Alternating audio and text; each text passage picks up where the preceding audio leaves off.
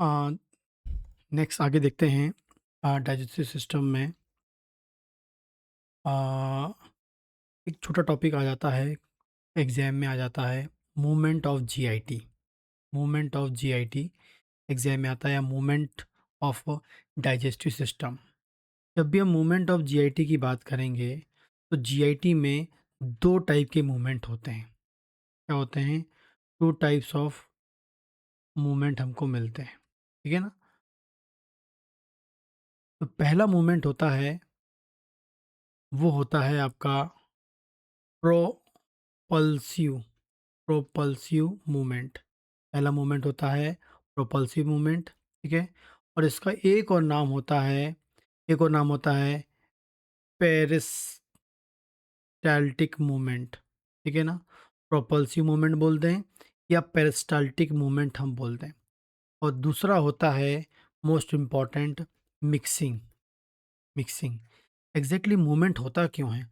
Movement होने का सबसे बेसिक ऑब्जेक्ट क्या होता है कि जो भी आप खाना खा रहे हो, पहले वो जो खाना है, जो भी आपने फूड लिया है, वो स्मॉल पार्टिकल्स में टूटता है हमारे बक्कल कैविटी में या माउथ में, जिसमें आपके टीथ, जॉ एंड आपका जो टंग है, या हम बोलेंगे जो मसल्स होती हैं, वो काम करके स्मॉल पार्टिकल में उसको तोड़ती हैं, ठीक है ना। एंड साथ में दूसरा जो काम होता है, जैसे ही फूड आपके माउथ से नीचे की ओर जाता है, वहाँ से फिर आपका स्टार्ट होता है peristaltic movement and mixing. Peristaltic movement mixing का एग्जैक्टली ऑब्जेक्ट ये है कि जो भी आपका फूड आ रहा है उसमें प्रॉपरली एंजाइम मिक्स हो जाएं, जितने भी एंजाइम्स आपके निकलते हैं। जैसे कि आपको पता है, जो आपका एमाइलेज है, वो क्या करता है, कार्बोहाइड्रेट को, कॉम्प्लेक्स कार्बोहाइड्रेट को तोड़ के क्या बनाता है, आपके सिंगल मोनोसेक्राइड्स में तोड़ता है, ठीक है ना। मतलब क्या बोल रहे हैं, जो एमाइलेज नाम का जो आपका एंजाइम है, वो कार्बोहाइड्रेट जो है, जिसको हम पॉलीसेक्राइड ही बोल सकते हैं, डाइसेक्राइड भी होते हैं, ओलिगोसेक्राइड्स भी होते हैं। मतलब बहुत सारे ग्लूकोज के मॉलिक्यूल से मिलकर बना होता है, और उसको ये एमाइलेज तोड़ता है मोनोसेक्राइड्स में, क्योंकि हमारी इंटेस्टाइन वन एंड ओनली जो है मोनोसेक्राइड्स को क्या करती हैं, एब्जॉर्ब करती हैं, ठीक है। इसी प्रकार जो होता है पेप्सिन जो होता है, वो क्या करता है, प्रोटीन पे को ब्रेक करता है अमाइनो एसिड्स पे, क्योंकि बहुत सारे जो भी हम प्रोटीन खाते हैं वो बहुत सारे अमीनो एसिड से जुड़ के बना होता है। लेकिन हमारे जो जीआईटी होती है वो प्रोटीन्स को एब्जॉर्ब नहीं करती, वो सिर्फ उसको करती है, अमीनो एसिड्स को एब्जॉर्ब करती है, और अमीनो एसिड हमारी बॉडी में जाते हैं और अपने अकॉर्डिंग प्रोटीन फॉर्म करते हैं। जो पेप्सिन होता है वो प्रोटीन को ब्रेक करता है, अमीनो एसिड्स फॉर्म करता है, और वो जीआईटी से एब्जॉर्ब होते हैं। इसके बाद हम बात करते हैं लिपिड को, तो लिपिड पे काम करता है लाइपेज नाम का एंजाइम काम करता है, और ये इसे फैटी एसिड्स में तोड़ देता है। और ये फैटी एसिड्स जो होते हैं हमारे, खासकर ये एब्जॉर्ब होते हैं, और जो आपका लिपिड है उसमें लाइपेज एंजाइम काम करता है, उसको फैटी एसिड्स में तोड़ता है, क्योंकि लिपिड भी बहुत सारे फैटी एसिड्स से मिलकर बना होता है। लेकिन हमारी जो इंटेस्टाइन होती है वो भी फैट लिपिड्स को डायरेक्टली एब्जॉर्ब नहीं करती, उसको फैटी एसिड्स को एब्जॉर्ब करती है, ठीक है। तो आपका एमाइलेज कार्बोहाइड्रेट पे काम करता है, ग्लूकोज बना देता है या मोनोसाइक्राइड बनाता है, सिंगल ग्लूकोज का मॉलिक्यूल बना लेता है। प्रोटीन पे पेप्सिन काम करता है, अमीनो एसिड्स बन जाते हैं। लिपिड पे लाइपेज काम करता है और आपका फैटी एसिड्स बन जाते हैं, ठीक है ना। इन जो कार्बोहाइड्रेट है, प्रोटीन है, लिपिड है, इनको तोड़ने के लिए जो एंजाइम इसे मिक्स कराना है, उसके लिए आपकी जीआई मूवमेंट होता है। तो जीआई मूवमेंट में आपका खाने को मिक्स कराते हैं, एंड जो मिक्स करने के बाद खाना आगे की ओर मूव हो, उसके लिए होता है पेरिस्टाल्टिक मूवमेंट, ठीक है। पेरिस्टाल्टिक मूवमेंट या प्रोपल्सिव मूवमेंट, ठीक है। तो दोनों बहुत ही इंपॉर्टेंट मूवमेंट हैं जो फूड को आगे की ओर मूव करवाते हैं और साथ में प्रॉपरली मिक्सिंग कराते हैं। पेरिस्टाल्टिक मूवमेंट या प्रोपल्सिव मूवमेंट एंड मिक्सिंग जो है, दोनों बिल्कुल अल्टरनेट होती रहती हैं या साथ में चलती रहती हैं, जिससे खाना मिक्स भी होता है, आगे की ओर मूव भी होता है, मिक्स होकर एंजाइम को डाइजेस्ट भी करा देता है, मतलब एंजाइम से फूड को डाइजेस्ट करा देता है, डाइजेस्टिव फूड आगे की ओर मूव होता है और आगे जाके एब्जॉर्प्शन करवाता है, ठीक है। तो ये दोनों चीज़ के लिए बहुत अधिक ज़रूरी होता है, आपको याद रखना है। तो 2 टाइप के मूवमेंट पूरे जीआईटी में होते हैं, from oesophagus to anus. Oesophagus to anus तक आपको मिलेंगे, ठीक है ना? प्रोपल्सिव, पेरिस्टाल्टिक जब मूवमेंट बोलेंगे मिक्सिंग। लेकिन जो ज़्यादा जो मिक्सिंग की जो प्रोसेस होती है वो आपको अपर जीआईटी में मिलती है, खासकर स्टमक या बोलेंगे आपके स्मॉल इंटेस्टाइन में ज़्यादा मिलती है। लोअर जीआईटी की हम बात करें, कोलन की हम बात करें, लार्ज इंटेस्टाइन की बात करें, वहाँ मिक्सिंग आपको कम मिलेगी। वहाँ पर आपको पेरिस्टाल्टिक मूवमेंट मिलेगा जो फूड को आगे की ओर, अनडाइजेस्टेबल फूड को आगे की ओर मूव करेगा और लैट्रिन से बाहर निकलवा देगा, ठीक है ना? तो 2 टाइप का मूवमेंट है, प्रोपल्सिव या पेरिस्टाल्टिक, एंड सेकंड होता है मिक्सिंग, ठीक। आगे हम बात करते हैं, ये जो मूवमेंट है, जीआई मूवमेंट है ये जो जीआई मूवमेंट है जिसमें हम बोल रहे हैं प्रोपल्सिव या पेरिस्टाल्टिक मूवमेंट या मिक्सिंग जो है, ये स्टार्ट कैसे होता है? कैसे स्टार्ट होता है? ऐसा बॉडी में क्या होता है कि वो इसको स्टिमुलेट करता है जीआई मूवमेंट को, ठीक है ना? आपका पेरिस्टाल्टिक मूवमेंट थोड़ा-सा बता दूँ मैं, ये जैसे आप समुद्र में लहरें होती हैं लाइक वैसा ही होता है, ठीक है? ये इस टाइप का मूवमेंट होता है ना? और जब जीआईटी में ये वाला मूवमेंट होता है, ये इस टाइप से आपको मिलेगा, ठीक। और ये जो ये बन रहा है, यही जो है रिस्पॉन्सिबल होता है फूड को आगे की ओर मूव करने के लिए। ये जो स्पॉट बनता है ये रिस्पॉन्सिबल होता है फूड को आगे की ओर मूव करने के लिए, ठीक है ना?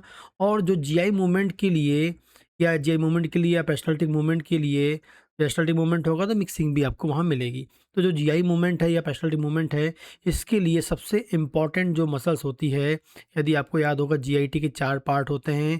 पहला जीआईटी का सबसे बाहर होता है आपका म्यूकोसा, फिर सब म्यूकोसा होता है, मस्कुलरिस एक्सटर्ना जिसे हम बोलते हैं मस्कुलर लेयर होती है, और सबसे अंदर की ओर होती है आपकी क्या, सॉरी सबसे बाहर की ओर जो होती है वो होती है क्या, सिरोसा।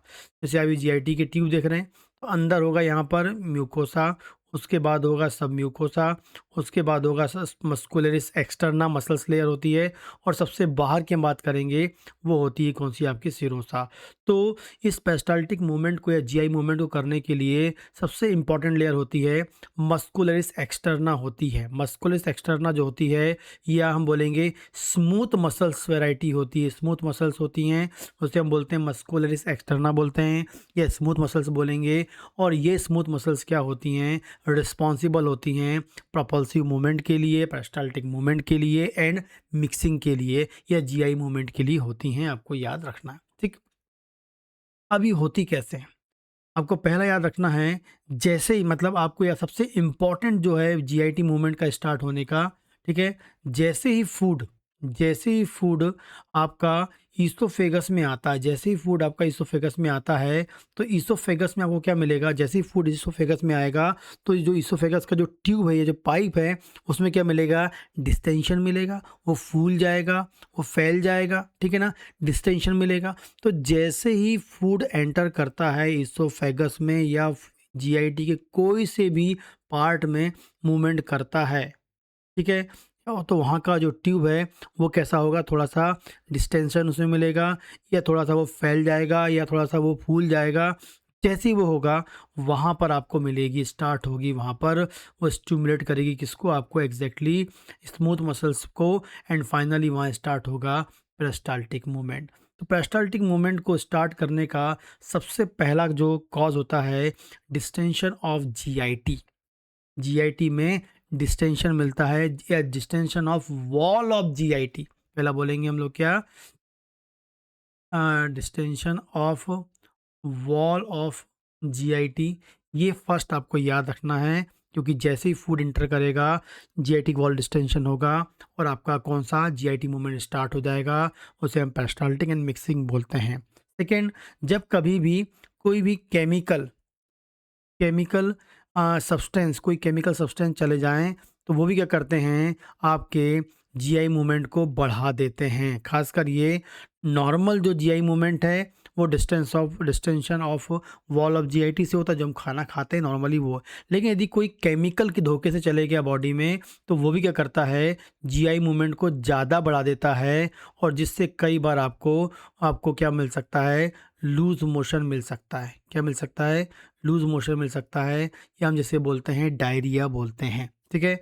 तीसरा होता है, कोई आपने फिजिकल फिजिकल सब्सटेंस कोई पहुंच जाए, और वो भी कई बार क्या करता है, जीआई मूवमेंट को इंक्रीज कर देता है, जो कई बार आपका लूज मोशन कर देता है, एंड कई बार नोजिया वॉमिट के लिए भी रिस्पॉन्सिबल होता है, वॉमिटिंग के लिए भी रिस्पॉन्सिबल होता है। ठीक है ना। चौथा हम बात करते हैं, किसी भी कारण से, यदि किसी भी कारण से पैरासिम्पैथेटिक पैरासिम्पैथेटिक जो है आपका नर्वस सिस्टम है वो एक्टिवेट हो जाए, ठीक है, तो वो भी रिस्पॉन्सिबल होता है जीआई मूवमेंट को बढ़ाने के लिए, जीआई मूवमेंट को के लिए रिस्पॉन्सिबल होता है। ठीक है। तो पैरासिम्पैथेटिक नर्वस सिस्टम आपको बताया था मैंने इससे पहले वीडियो में, सिंपैथेटिक एंड पैरासिम्पैथेटिक दो नर्वस सिस्टम होते हैं जो जीआई के मूवमेंट के लिए, जीआई फंक्शनिंग के लिए रिस्पॉन्सिव को कंट्रोल करते हैं। तो जब भी सिंपैथेटिक नर्वस सिस्टम की बात करते हैं, वो जीआई फंक्शनिंग को थोड़ा सा डाउन करती है, इनहिबिट करने के लिए होती है, और पैरासिम्पैथिक नर्वस सिस्टम जब एक्टिवेट होता है, वो जीआई फंक्शनिंग को क्या करती है, स्टिमुलेट करती है। तो यहाँ पर पैरासिम्पैथिक नर्वस सिस्टम स्टिमुलेट होगा जीआई सिस्टम के लिए, तो वो क्या करेगा, जीआई मूवमेंट को इंक्रीज करेगा। पांचवा हम बात करते हैं आपका, आपको बताया था मैंने, हमारे जीआईटी का जो, या हम लोग गट ब्रेन जिसे बोलते हैं, वो बनता है किससे, एंटेरिक नर्वस सिस्टम से बनता है। आपको बताया था एंटेरिक नर्वस सिस्टम से बनता है, उसमें खासकर होती है आपकी कौन सी, माइंटेरिक प्लेक्सस, माइंटेरिक प्लेक्सस।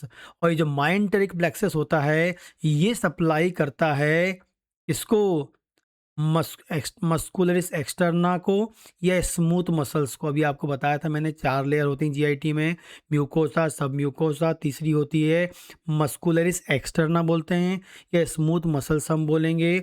उस मसल्स को सप्लाई कौन करती है, माइंटेरिक प्लेक्सस करती है।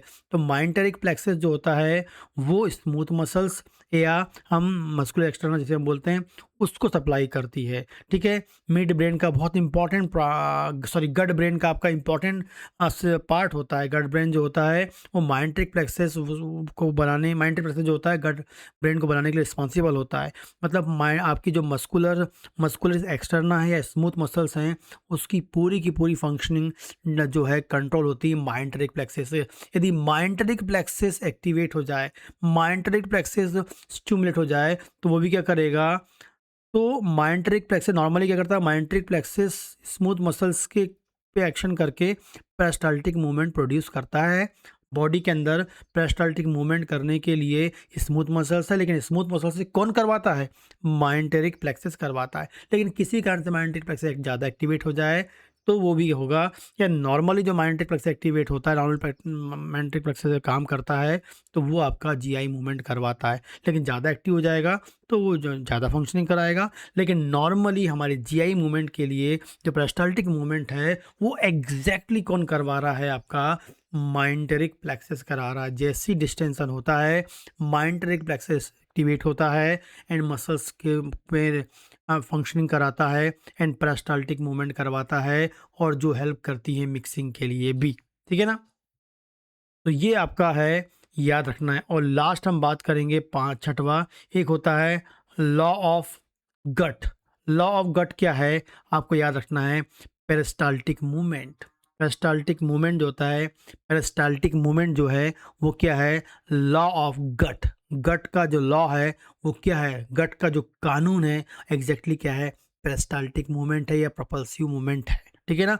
तो जीआई मूवमेंट में जो पेरिस्टाल्टिक मूवमेंट है, वो लॉ ऑफ गट कहलाता है। तो ये कुछ याद रखना है। तो एग्जाम में आएगा, मूवमेंट ऑफ जीआईटी दो टाइप, रिवाइज करते हैं, 2 टाइप का होता है। एक प्रोपल्सिव होता है, जिसे हम बोलते हैं पेरिस्टाल्टिक मूवमेंट बोलते हैं, एंड सेकंड होता है मिक्सिंग। ये क्यों होता है, फूड को आगे की ओर मूव करने के लिए, एंड साथ में उसमें प्रॉपर एंजाइम मिक्स हो जाएं। प्रॉपरली एंजाइम मिक्स होंगे तो प्रॉपरली वहाँ पर फूड को डाइजेस्ट कर पाएंगे। यदि पेरिस्टाल्टिक मूवमेंट प्रॉपर होगा, तो फूड आगे भी मूव होगा, एंड प्रॉपर मिक्सिंग भी होगी, एंड डाइजेशन भी होगा, क्योंकि प्रॉपर मिक्सिंग होगी, एंजाइम मिक्स होंगे, एंड फाइनली क्या मिलेगा आपको, न्यूट्रिएंट का डाइजेशन आपको मिलेगा। बताया मैंने, एमाइलेज कार्बोहाइड्रेट को, प्रोटीन के लिए पेप्सिन, और लिपिड के लिए लाइपेज।